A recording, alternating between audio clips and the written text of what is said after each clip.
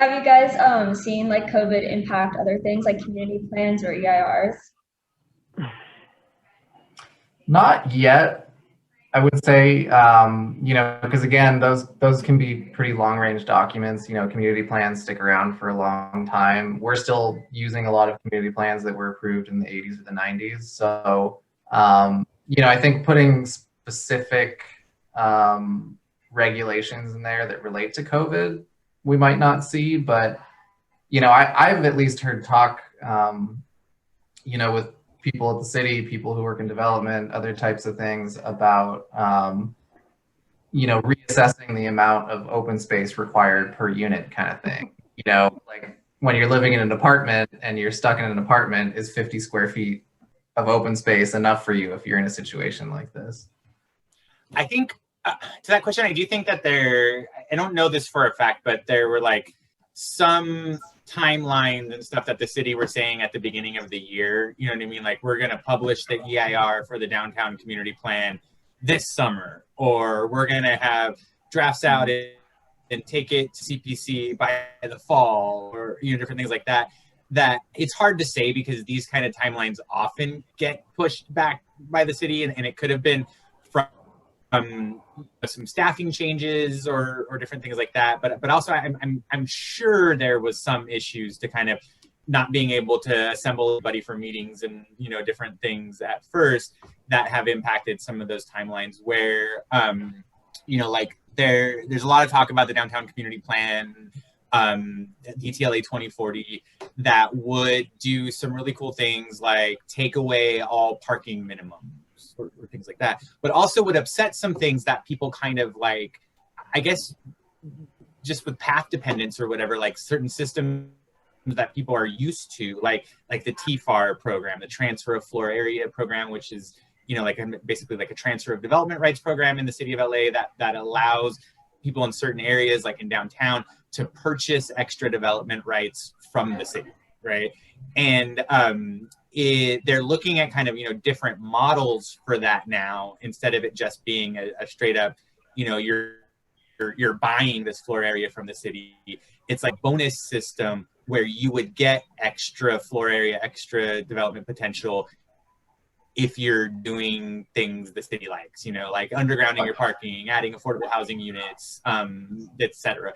And it's a cool system, and I think that there's a lot of promise there for it to be kind of like cleaner and less manipulable by political forces. There's some context there, and that I think that there's some good to it, but I also think that there's like some of these timelines just get pushed back because certain groups start to speak up or whatever. So for example, like a lot of I know that there was a kind of like two different sort of webinars like this about how the new community plan is treating other existing programs like adaptive reuse, right? So for example, adaptive reuse and TFAR were both in a way seen as supposed to be kind of like benefiting historic preservation.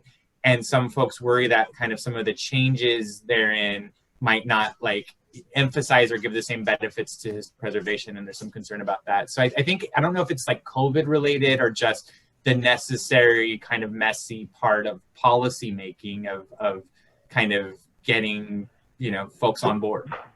Tanner, I had a quick tie into Brick+Work. So what I've been kind of harping on recently is this huge opportunity in the next 2, 3, 5 years of adaptive reuse for office to housing, hotel to housing, and every which way. So it essentially going off of, say, like Macerich, right? They just have gotten into agreement with Amazon to turn their empty JCPenney and Sears locations, and those are some huge, right, footprints, into mini Amazon distribution centers. So essentially what we're telling everybody at Brick+Work is just like, this is the opportune time to look at adaptive reuse, meaning I think cities, municipalities are going to realize, okay, let's just open it up because we'd rather, because they're incentivized because they're not earning any property tax tax revenue is just sunk, right? So ideally, they're being more flexible because it benefits them now. They're incentivized to go, okay, maybe we make it easier for a hotel to be housing, or instead of just empty spaces out there for years on end. So what is your input or take on that? Well, so I don't know, like I've only been to the office twice in like 7 or 8 months. It shows. Okay. And you know, I mean, there's a lot of kind of predictions about that, what will become of the office and the sort of workplace of the future. And like, I think that a lot of people are kind of talking about like companies will probably still want to have a place to have meetings or something, but not everybody needs to come to the office every day. You know, and so that might change kind of what we think about the needs of it. And so in a sense, there's like, yeah, I mean, how much office is still under development in downtown right now? That's kind of, I think a lot of people are kind of wondering how that's going to pan out. But I think like the specific discussion in the city of LA about the adaptive reuse ordinance that was adopted in 1999, that was, you know, one of the most important things to make downtown LA the residential center that it is now. It needs to be opened up, because it was only ever for taking these old commercial buildings and turning them into housing, where we need to have a lot more flexibility in just like commercial reuse or different types of reuse as well. You know, and have a lot more like in our very specific kind of like parking calculations for different types of commercial uses or different things is one of the most like big impediments. So I think that like a big kind of trick of the adaptive reuse was that it allowed the conversion into housing without having to add extra parking. So if we can just like do changes of use without having to add parking, like yay, it's so simple. No, it's a great point. I mean, yeah, adaptive reuse. The adaptive reuse program was, you know, essentially, I mean, that is what I think what kickstarted, you know, the interest in downtown LA again, right?